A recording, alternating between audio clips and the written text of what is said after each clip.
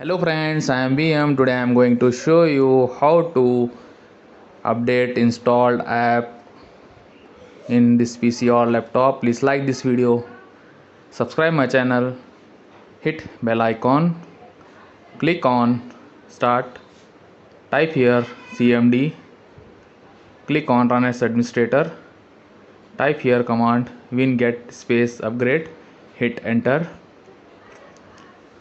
Now you see this all applications are installed in my PC. Okay, now I am going to show you how to update this app. Okay, you see on screen command, type this command in command prompt, hit enter.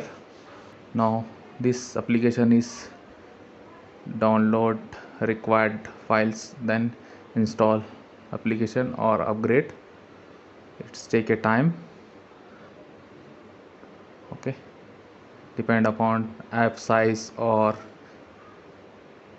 internet speed. Okay, all are installed in PC. All application is updated. Okay, fast forward this video for save time. Type exit for exit command prompt. Thank you for watching me. See you on next video.